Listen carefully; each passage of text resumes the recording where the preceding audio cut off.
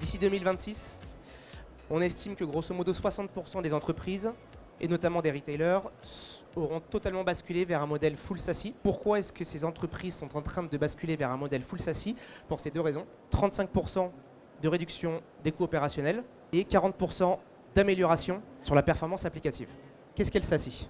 Pour connecter et sécuriser l'ensemble des ressources de l'entreprise, à savoir les employés, les applications et les sites même de l'entreprise. Finalement, on a un petit peu un melting pot de solutions. Donc, on avait déjà du SD-WAN, on avait du MPLS. Et puis, de par l'implantation internationale, on avait des hubs à différents endroits dans des pays qui nous coûtaient de l'argent. Donc, on avait un besoin de rationalisation et de tour de contrôle un petit peu global.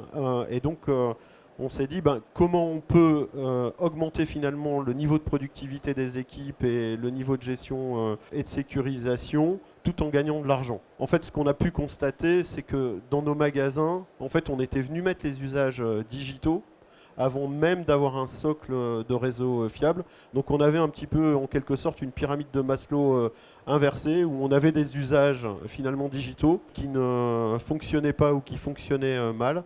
Donc on a choisi de reprendre en fait le sujet à la base et en venant traiter en fait les couches bases pour venir après empiler les couches applicatives. Cette notion justement d'international, comment est-ce que ça a pu influencer votre choix organisationnel? Est-ce que avec la technologie SASI, on peut traiter en fait nos magasins, nos sièges, nos entrepôts, nos bureaux d'achat en Asie de la même façon?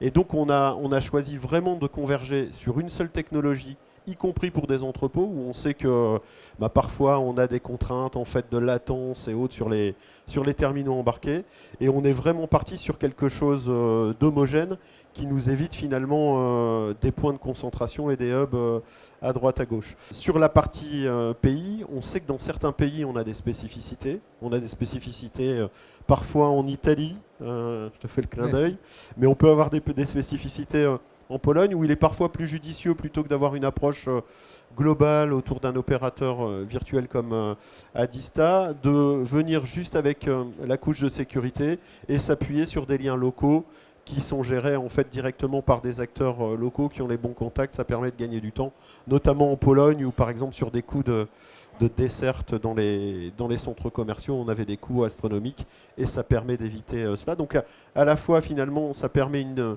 dimension globale et une gestion globale, tout en prenant en fait en compte les spécificités locales que l'on doit avoir dans certains pays. Pourquoi avoir choisi du SASI? Il y a beaucoup d'infrastructures qui peuvent exister, qui sont beaucoup plus classiques. Qu'est-ce qui vous a vraiment convaincu là-dedans? Tout d'abord, c'est comme le SD-WAN, en fait, on peut connecter une liaison Internet ou plusieurs, du 4G, de la DSL, de la fibre. En gros, pour nous, c'était simple. Une simple liaison Internet, on pouvait ouvrir un magasin n'importe où dans le monde. Deuxième chose, c'est la partie sécurité, où on a une homogénéité de la sécurité, peu importe le site. Et après, gain de performance aussi sur nos applications. Donc en gros, un maître mot, ça a été quand même la simplicité de mise en œuvre. On n'est pas les seuls à pouvoir en proposer. Donc pourquoi Cato et pourquoi Adista? Et les deux en même temps pour votre projet? Où on a décidé de remettre à plat tout dans notre architecture réseau. Donc on repart d'une feuille blanche. On a lancé un énorme appel d'offres monde sur la partie WAN, LAN, Wi-Fi, téléphonie. Tout ça nous a permis de rencontrer différents acteurs. Pourquoi Adista et Cato? Premièrement, Cato, on était déjà client pour sécuriser tous nos télétravailleurs qui utilisaient déjà la solution. Donc on avait déjà utilisé et validé cette solution. Et côté Adista, en fait, on est partenaire depuis des années sur la partie télécom, Internet, où ça se passe très bien. Adista aussi est un acteur qui est peut-être moins rigide que certains autres gros opérateurs. Et nous, dans le monde du retail, on a besoin de flexibilité et d'agilité dans les process. Et Adista aussi, acteur multi-domaine avec plusieurs expertises dans leur panier. Deuxième chose, quand on a lancé notre appel d'offres, c'était la bonne date puisque Cato et Adista ont lancé leur partenariat en annonçant des super pop dédiés pour leurs clients. Et donc ça nous a vachement motivés à aller jusqu'au bout. Et puis dernier point non négligeable, c'est l'aspect coût, où on a gagné de l'argent à passer sur ce type de technologie versus ce qu'on avait avant. En quoi l'offre SASI de Cato se distingue vraiment des autres du marché? La particularité de Cato Networks, c'est que nous avons créé les concepts de convergence réseau et sécurité. Nous avons créé la tendance des marchés jusqu'à les faire devenir un standard. Imaginez-vous, Gartner a créé les termes SASI en 2019. Cato Networks, nous avons en 2015, à partir d'une feuille blanche, d'une page blanche, nous avons créé une architecture SASI qui reste aujourd'hui encore unique. Pourquoi? Parce que c'est convergente, globale, cloud native et capable de connecter toutes les ressources des entreprises. La convergence signifie qu'avec la même architecture, avec la même engine, avec les mêmes policies, on délivre l'ensemble des fonctionnalités de connectivité et de sécurité. Les cloud natives et la globalité, c'est parce qu'aujourd'hui, notre service est délivré à travers 100 POP distribués dans le monde, tous connectés avec un backbone privé. Ce qui nous permet de fournir ces services avec de la performance et des CLA. Et pour l'entreprise, c'est un énorme avantage, c'est la simplicité, c'est la flexibilité, c'est la visibilité en temps réel, c'est une posture de sécurité unique et globale. Mais surtout, c'est une solution, une architecture flexible pour accompagner les entreprises dans les nouveaux usages nécessaires pour les métiers. En particulier, et moi je trouve intéressant aussi ton commentaire, hein, c'est que la solution Cato est idéale pour le marché retail. Pourquoi? Parce qu'on a une plateforme unique pour livrer l'ensemble des services, pour déployer, pour connecter et déployer les magasins, pour garantir des performances et des CLA, mais pour fournir l'ensemble des besoins fondamentaux du magasin, de l'accès Wi-Fi, au portail, à la connectivité, à la sécurisation des flux métiers, ainsi qu'à la sécurisation du trafic Internet. Et maintenant, Cato plus Adista. Pourquoi? C'est quoi la plus-value? 100% de complémentarité. Je suis d'accord. Pourquoi? Parce que Adista fournit la proximité avec les clients, fournit l'intégration, fournit les supports locaux, fournit la connaissance du terrain. Et Cato, en même temps, fournit une plateforme SASI simple à opérer et pensée pour délivrer des services managés. Donc, ensemble, nous sommes capables de transformer une technologie dans un service simple, fiable, simple à déployer pour accompagner les entreprises, même dans les projets très complexes et très larges, avec une solution qui à la fin est très fiable et performante. On va reparler un peu du projet. Au final, c'est ça qui est quand même relativement assez intéressant. Donc, pour toi, Sébastien, est-ce que tu peux nous dire à aujourd'hui comment se déroule le projet? On est presque à la fin, mais on touche au but. Et surtout, 2 points intéressants. Quels étaient les points d'attention et les principales étapes qui ont été passées depuis le début du projet? En fait, on a mené ce projet comme chaque projet, en commençant par une phase d'étude et de design très important, puisqu'on s'est rendu compte qu'on a fait un mauvais choix au départ, et donc on l'a subi en plein milieu du déploiement, avec des pertes de performance sur nos magasins à faible débit, chose qu'on a vite corrigée grâce aux partenaires trio de choc, Cato, Adista et AdiKids. Donc, ne pas négliger cette partie de design. Deuxième chose, avoir une équipe qui était ultra motivée. On a fait le choix de prendre que des acteurs internes à l'entreprise. Donc, le responsable de projet qui est notre responsable télécom, 2 chefs de projet déploiement et 4 techniciens support pour valider les interventions de chaque technicien dans chaque magasin. Sans oublier de les former, sans oublier de leur donner les enjeux de ce projet parce qu'ils étaient majeurs. Ensuite, classique, on fait un planning de déploiement avec forcément une phase pilote représentative de nos magasins et de nos types de technologies, et après un déploiement industriel Europe et monde. Dernière étape, ne pas oublier aussi la transition build-run pour éviter tout décalage d'après-coup, notamment sur la partie supervision et gestion des incidents. Sur la partie objectif, on avait pour but de finir le déploiement pour le Black Friday. Malheureusement, objectif non atteint, mais néanmoins on est quand même à 80%, 85%.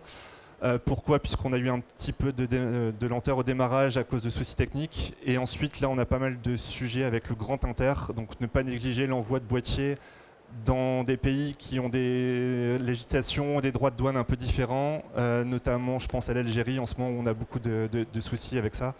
Donc, qui nous fait perdre un peu de temps. Je voulais remercier à la fois Kato et Adista. Kato, pourquoi? Puisqu'en fait, ils ont été présents tout le long du projet, avec notamment à l'écoute de nos recommandations.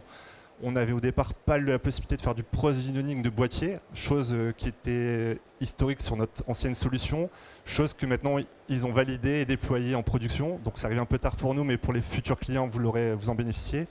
Et Kato aussi, parce que vous avez été à fond sur le projet et c'est grâce à vous aussi qu'il y a cette réussite. Il y a aussi un chiffre quand même qui est assez important, c'est 55 magasins par semaine, c'est le déploiement global. Et comme tu disais au début, c'est parti plutôt doucement avec 5. C'est ça. Hein, mais c'était quand même à plus de 40 par jour. Là, sur le mois de novembre, sur le mois de novembre, on a fait quasiment 40% de notre parc en un seul mois. Donc, belle performance. Toujours pour vous, maintenant qu'on est quasiment à la fin, est-ce que vous pouvez déjà sentir des bénéfices? Est-ce que c'est déjà palpable? Si jamais ça ne l'est pas aujourd'hui, est-ce que vous avez déjà pour l'année prochaine certains bénéfices qui vont passer à l'acte? On reprend tout ce qu'on s'était promis sur le SASI, donc la simplicité, puisque ça c'est avéré. On gère quand même à peu près 1000 magasins, comme on l'a annoncé, et plusieurs sites centraux, plusieurs entrepôts, et pour autant, j'ai qu'un ingénieur réseau qui s'occupe de ça. Donc, en termes de performance, je pense que c'est de simplicité facile. On a gagné aussi en performance, notamment pour nos sites à l'étranger, notamment en Asie haute, qui viennent consommer de la donnée sur du Azure France Centrale. Ils ont bénéficié des tuyaux Kato et donc ils ont constaté des meilleures performances. Qu'est-ce qu'on a vu aussi? La sécurisation, forcément homogène de toute notre stratégie de sécurité, de n'importe quel site. Et la visibilité aussi sur la partie flux, quelque chose qu'on n'avait pas forcément puisqu'on avait tellement de solutions que là, tout est centralisé sur une seule solution. Et comme l'a dit tout à l'heure Grégory aussi, j'étais assez frileux de faire cette migration, notamment pour nos entrepôts qui ont besoin de performance accrue. Et au final, le résultat, c'est qu'il avait raison et qu'on a passé ça sans encombre. Et donc, aucun regret sur ce choix technologique. Le gros chiffre à retenir, je crois que c'est ça, hein, c'est la réduction des coûts d'exploitation, c'est 1 million par an. Pas forcément que sur la couche SASI pure. Oui, c'est sur Novanet, pardon. Mais sur Novanet, oui, on a été chercher 1 million d'euros par an sur la partie télécom. Grégory, je vais revenir vers toi, et maintenant qu'on a parlé vraiment du projet en tant que tel, qu'est-ce que toi tu pourrais dire à certains de tes confrères, de tes collègues, d'autres enseignes qui sont en train d'envisager une transformation similaire? C'est quoi le message que tu voudrais leur faire passer? Il y a un élément essentiel à la base qui est finalement le cahier des charges et d'être ultra précis. Enfin, vous le savez, quand on a des sites comme ça à l'international, dans les télécoms, il y a tout un travail de cartographie et puis d'appel d'offres en fait, qui est hyper important pour sélectionner le bon acteur et surtout être certain dès le départ qu'on parle des mêmes choses et puis des mêmes difficultés, des mêmes écueils sur lesquels faudra se battre ensemble. Sébastien, on a parlé. En fait, il y a un sujet qui est de construire une équipe qui est Only One Team. Et on a vraiment choisi en fait, d'engager nos collaborateurs en interne. Et plutôt que de distinguer du build et du run, on a directement embarqué en fait, les équipes de run dans le build. Ce qui nous permet de gagner du temps derrière sur le passage du build au run et puis les sujets que l'on connaît tous où finalement les équipes de run disent j'étais pas dans le projet, etc. Là on a embarqué tout le monde, ce qui nous fait une puissance de frappe assez importante parce que ça nous permet de monter jusqu'à 40 magasins jour, mais qui permet surtout d'engager les équipes et d'avoir une mobilisation en interne complète. Le site pilote, on en a parlé, en fait il est hyper important et il faut passer vraiment beaucoup de temps dessus puisqu'après on fait marcher la photocopieuse et on sait que quand on doit détricoter des choses qu'on a déjà déployées sur 100 ou 150 magasins et qu'on doit faire des modifications, ça prend du temps, ça coûte de l'argent. Et voilà, et après faut avoir les bons partenaires. Donc sur Adista et Kato en fait au moment clé où parfois dans un projet, vous savez comment ça se passe, il y a toujours un ou deux moments où c'est un peu compliqué parce que il y a quelques éléments qui fonctionnent pas ou autres. On a été chercher en fait cette réactivité avec Adista et Cato sur le petit écueil technologique que l'on avait, et donc on a réussi finalement à juguler dès le départ les petits crissements qu'il pouvait y avoir sur le terrain. On est dans un réseau de magasins. Dès qu'il y a quelque chose en fait qui fonctionne pas en magasin, on a des effets de boule de neige. Donc il faut traiter en fait les problématiques tout de suite avant que le projet ait mauvaise presse. On a réussi à le faire, et donc il y a toujours cet aspect de communication en fait vis-à-vis du terrain, vis-à-vis des magasins, vis-à-vis des collaborateurs en magasin en fait qui est clé, et sur lesquels en fait faut être en réponse du tac au tac, redonner le sens, redonner aussi le pourquoi on le fait. Et ça, c'est clé en fait dans cette phase de projet. Merci, on va parler un peu du futur maintenant. Une fois que c'est fait, ok, qu'est-ce qui va se passer? Je m'adresse à toi, Paolo, pour avoir un aspect un peu plus généraliste, un peu plus large. Dans le retail, dans les prochaines années, comment est-ce que tu vois l'évolution du SASSI et comment tu vois justement les retailers sur le SASSI dans les mois à venir? L'adoption du SASSI dans les retail va accélérer très vite. Les entreprises, les enseignes, ils ont besoin d'un réseau sécure, simple, pour connecter des milliers de magasins en France à l'international, et souvent sans de l'IT local sur site.